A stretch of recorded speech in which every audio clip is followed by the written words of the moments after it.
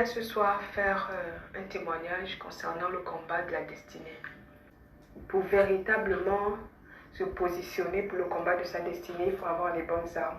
Les choses, c'est des clés que j'ai reçues, des enseignements quand j'étais au Gabon.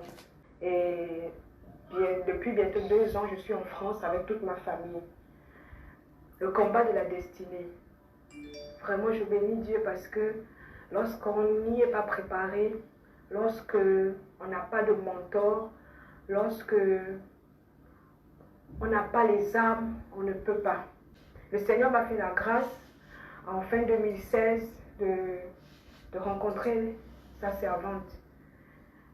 Mon foyer était totalement brisé. Vraiment, l'ennemi avait saccagé.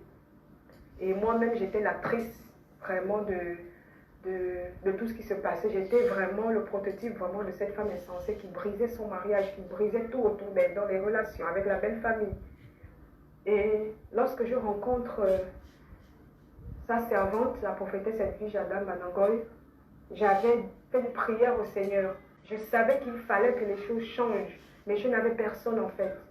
Et c'est à ce moment que, étant donné que j'écoutais régulièrement cette émission sur Radio de la Place, je suis tombée sur le témoignage de sa servante et j'ai reconnu en fait ce témoignage.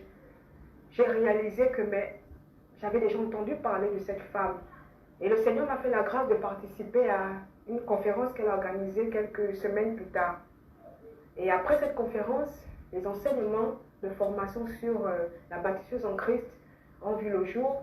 Et le Seigneur m'a fait la grâce pendant des mois de participer à cela. Et je voyais comment le Seigneur est en train d'opérer vraiment un changement dans ma vie. Cette formation sur le calme, le silence, sur la prière de compassion, toutes ces clés, toute cette formation que Saint-Servant nous donne, ce sont des choses qui au fur et à mesure, étaient en train de vraiment s'établir dans ma vie. Et après, on se retrouve en novembre 2017, lors de la grande conférence des baptiseuses en Christ, où je reçois ce diplôme de baptiseuse en Christ. Je reçois ce diplôme et on était nombreux à le recevoir. Et pour moi, c'était vraiment comme un sésame. C'était pour moi comme une sorte de vraiment de couronnement. Mais je ne savais pas en fait que c'était le début. Je ne savais pas que c'est ce diplôme-là. En fait, ce que j'avais reçu comme formation était, le Seigneur avait fait asseoir en fait. Le Seigneur avait fait asseoir les bases. Le Seigneur avait refait les fondations de ma vie, de mon foyer. Les choses allaient mieux. Et je reçois ce diplôme symbolique de baptiseuse en Christ et de femme enrôlée. 2 mois plus tard, mon époux reçoit cette révélation où on doit venir en France. Et là, je commence à avoir peur, je commence à me dire non, Seigneur, c'est pas possible, les choses se passent bien pour nous. Je suis enfin heureuse, j'ai obtenu ce que je voulais. Tout va bien. Pourquoi est-ce que je devais laisser tout ça? Le Seigneur nous a fait la grâce de terminer notre maison, même qu'on avait construit, avec difficulté, avec douleur. J'étais enfin cette femme heureuse, épanouie. Et là, le Seigneur me dit qu'il faut que vous partiez en France. Et là encore, c'est de la bouche de sa servante que cette parole se confirme. Je prends peur et je me dis, Seigneur, pourquoi la France? C'est à ce moment en fait que le Seigneur me fait réaliser en fait ce que Ruth a vécu. Je me souviens que lorsque j'ai rencontré sa servante la première fois, je lui ai dit que vous êtes venu au Gabon pour moi. Vous m'avez enfanté parce que je me reconnaissais. Je savais que ce type de femme que je pouvais toucher de façon palpable, forcément dans le spirituel, ce que le Seigneur est en train de faire dans ma vie, je sortais de ce type de femme. Ce voyage, elle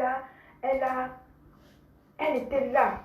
Elle nous a aidés à traverser, c'est-à-dire cette traversée du Gabon vers la France, elle était là présente. Nous apportons des paroles en temps et en heure de la part du Seigneur, des paroles qui pouvaient nous encourager parce qu'il y a des fois, on était découragés face aux difficultés administratives, face aux difficultés financières, face à tout ce qui se présentait devant nous. Elle était là, vraiment comme Naomi, le Seigneur m'a fait la grâce aujourd'hui d'être avec mon époux. Mais j'ai perdu. J'ai dû abandonner. J'ai dû abandonner tout. Quand j'ai dit tout, j'ai tout abandonné pour me retrouver dans cette nation. Avec mon époux, avec nos enfants. Depuis 2 ans que je suis en France, je peux réaliser que entrer dans sa destinée, mes sœurs, ce n'est pas se marier. Entrer dans sa destinée, ce n'est pas porter cette belle robe blanche. Le Seigneur a restauré mon foyer. Il y en a tellement à dire, j'ai tellement à dire par rapport à ce que le Seigneur a fait. Aujourd'hui, j'ai un époux en or. Je ne peux que bénir le Seigneur pour ce qu'il a fait. Le Seigneur a réparé ma relation avec ma belle famille. Je voudrais en fait dire à une femme, ne néglige pas le combat de ta destinée. Son message est juste un message d'obéissance à la destinée. Un message d'obéissance à la volonté de Dieu. Ils ont obéi à la volonté de Dieu, ils sont établis en France. Et je vous assure que la manière même, que comme Dieu disait, j'ai laissé des gens devant pour vous accueillir, pour vous recevoir. Ils sont arrivés en France, ils ne sont pas allés habiter chez quelqu'un. Dans une maison, ils ont loué tout de suite une maison, dans une clôture avec jardin. En plus, Dieu avait même dit, vous aurez un petit garçon en France. À peine arrivée dans la même année, elle est tombée enceinte d'un petit garçon. Ils ont vécu des choses où Dieu a vraiment préparé les voies pour montrer vraiment qu'il les attendait là-bas. Vous savez, la destinée, ce n'est pas le mariage. Parce que beaucoup, dès qu'on parle de destinée, elles ramènent ça à un niveau du mariage, le bonheur conjugal. La destinée englobe beaucoup de choses. La destinée, en réalité, comme je le dis, c'est l'appel que Dieu a formé sur votre vie. La destinée, c'est vivre conformément à la volonté de Dieu. La destinée demande une grande persévérance. Vous savez, le diable va vous laisser vivre comme vous voulez. Tant que vous n'êtes pas dans la volonté de Dieu, vous n'êtes pas une menace. Mais dès lors qu'il sait que vous obéissez à un appel, vous obéissez au plan que Dieu a formé sur votre vie, il va se mettre en travers de votre chemin. Il va vous créer des embûches. Il va vous rendre ça, la marche difficile. Il va essayer d'affaiblir votre foi. Mais la destinée est un combat, mais un combat de persévérance. Alléluia. C'est Jésus qui détient la destinée d'un homme entre ses mains. Nous sommes juste des connexions, nous sommes effectivement leaders, mentors, ce que vous voulez, encadreurs, impulseurs, mais tout ça obéit au fait que vous avez une relation d'intimité avec le Seigneur. Le Seigneur sème la faveur dans les acteurs de votre destinée, le Seigneur ouvre des portes inespérées, alléluia. Donc nous voyons ici que le principe de la prière de persévérance, c'est prier et ne point se relâcher. C'est prier jusqu'à ce qu'on ait obtenu le résultat, jusqu'à ce qu'on ait été exaucé. Jusqu'à ce qu'on ait été exaucé. Je suis en train de dire à une guerrière que si tu veux être exaucé, si tu veux voir Dieu intervenir dans ta situation, ne te relâche pas.